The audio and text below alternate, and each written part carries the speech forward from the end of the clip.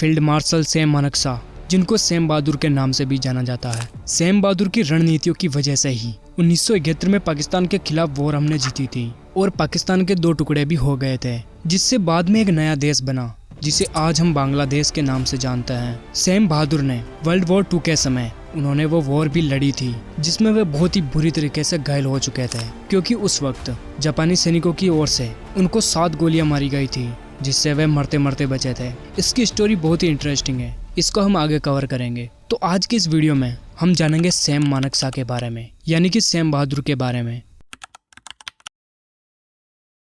Sam Manekshaw का जन्म 3 अप्रैल 1914 में अमृतसर पंजाब में हुआ था। उनकी स्कूलिंग शेरवुड कॉलेज नैनीताल में हुई थी और ग्रेजुएशन हिंदू सभा कॉलेज देहरादून में हुआ था। और सैम बहादुर के पिता पेशे से डॉक्टर थे। सैम अपने पिता की तरह डॉक्टर बनना चाहते थे। उन्हें मेडिकल की पढ़ाई करने के लिए लंदन जाना था, मगर उनके पिता ने उन्हें भारत में रहकर पढ़ाई करने के लिए कहा, क्योंकि उनके 2 भाई पहले से ही लंदन में पढ़ाई कर रहे थे।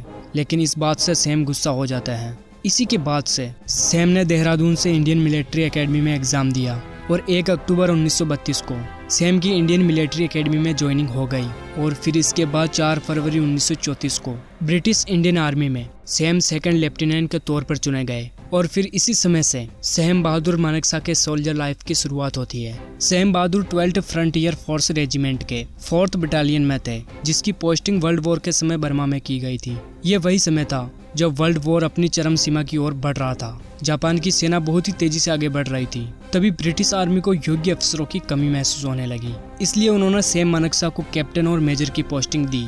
वर्ल्ड वॉर 2 के समय इन्होंने बहुत ही बहादुरी का काम किया। इनकी बटालियन को पगोड़ा हिल पर कब्जा करने की जिम्मेदारी दी गई, जो कि काफी कठिन था। इसके बावजूद भी उन्होंने जापान की आर्मी का काफी कड़ा जवाब दिया और इसी मिशन में इनकी टीम के 50% सैनिक या तो जख्मी हो चुके थे या शहीद हो चुके थे।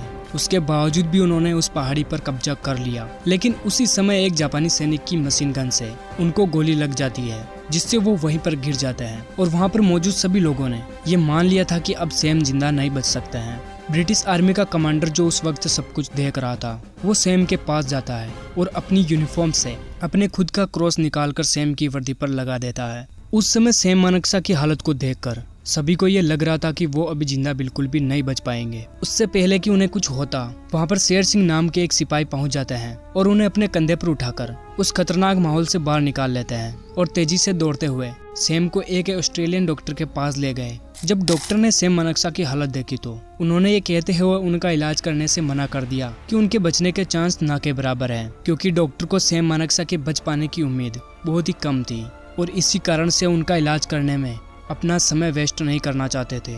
लेकिन जब शेर सिंह ने उनको सैम का इलाज करने के लिए फोर्स किया, तब आखिरकार डॉक्टर ने चेक करने के लिए कि आखिर सैम मानेकशॉ कितने होश में हैं, उन्होंने जानबूझकर उनसे ये सवाल पूछा कि नौजवान तुम्हें क्या हुआ है। तब उस सवाल का जवाब देते हुए सैम मानेकशॉ बोले कि मुझे एक खच्चर ने लात मारी है। और ये जवाब सुनकर डॉक्टर के चेहरे पर भी हंसी आ जाती है और वे उनका इलाज करना शुरू कर देते हैं। आपको यह जानकर हैरानी होगी कि सैम मानेकशॉ को लंग्स, लीवर और किडनी में कुल मिलाकर 7 गोलियां लगी थी और इतनी बुरी तरह घायल होने के बावजूद भी सैम मानेकशॉ का जिंदा बच पाना किसी चमत्कार से कम नहीं था। उसके बाद 1947 में भारत के आज़ाद होने और भारत पाकिस्तान का बंटवारा होने के बाद से सैम मानेकशॉ को गोरखा रेजिमेंट में पोस्ट दी गई, क्योंकि इससे पहले वो जिस रेजिमेंट में थे वह बंटवारा होने के बाद पाकिस्तान का हिस्सा बन गई थी।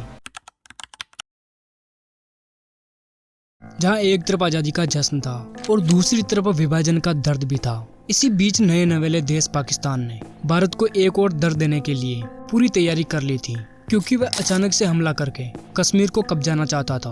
उस वक्त कश्मीर के राजा हरि सिंह थे। जी हाँ, उस वक्त कश्मीर भारत का हिस्सा नहीं था।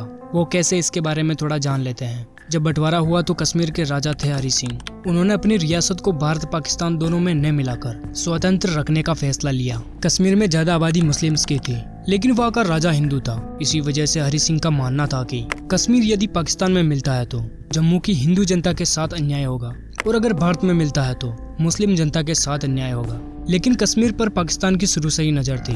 जब तक उन्हें इस बात की भनक लगती, तब तक पाकिस्तान अपनी आधी चाल चल चुका था। इसी वजह से हरि सिंह ने भारत से मदद की गुहार लगाई, जिसके बाद सैम मानेकशॉ, वीपी मेनन जैसे कई बड़े लोग एक्शन में आए। इसी दौरान सैम मानेकशॉ ने कश्मीर के पूरे इलाके का हवाई जहाज की मदद से जायजा लिया जिसके बाद ये तय हुआ कि जितना जल्दी हो सके भारतीय सेना को मैदान में उतार दे, नहीं तो पाकिस्तानी सेना श्रीनगर पर कब्जा कर लेगी। इसके बाद सेना उतारी गई और उसके पहले श्रीनगर और फिर कश्मीर को अपने हाथ में ले लिया। फिर आता है साल 1971।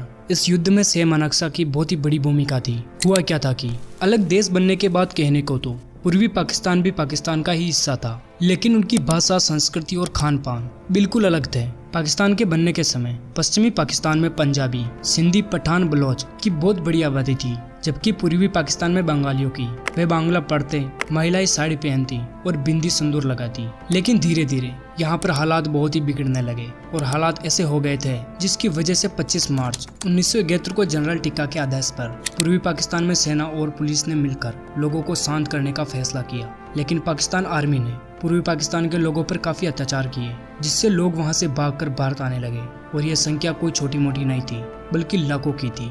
भारत पहले तो किसी की भी साइड नहीं लेता है, बल्कि पश्चिमी पाकिस्तान से शांति की अपील करता है और पाकिस्तान में अंतर्राष्ट्रीय दबाव बनाने की कोशिश करता है। लेकिन इन सब से कुछ भी नहीं हुआ। तो 1971 में प्रधानमंत्री इंदिरा गांधी ने यह घोषणा की कि भारत बांग्लादेश की आज़ादी की लड़ाई में उनके साथ है।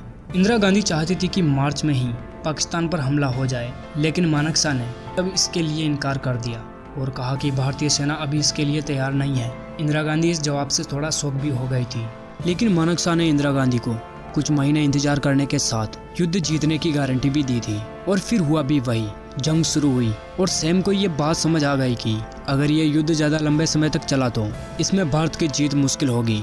इसलिए मानेकशॉ ने अपने ताकत के साथ ही अपनी अक्ल का इस्तेमाल भी किया। उन्होंने जानबूझकर ये दिखाना शुरू कर दिया कि भारत हर एक क्षेत्र में पाकिस्तान से कितना आगे है, और वो ऐसा इसलिए कर रहे थे क्योंकि पाकिस्तान के सिपाही लड़ने से पहले ही मानसिक रूप से हार जाए और खुद को भारत के सामने सरेंडर कर दे। और दोस्तों, मानेकशॉ की ये रणनीति वाकई में काम कर गई, जिसके चलते 16 दिसंबर 1971 के दिन, यानी कि युद्ध के शुरू होने के सिर्फ 13 दिन में ही पाकिस्तान के सैनिक भारत के सामने घुटने टेक दिए।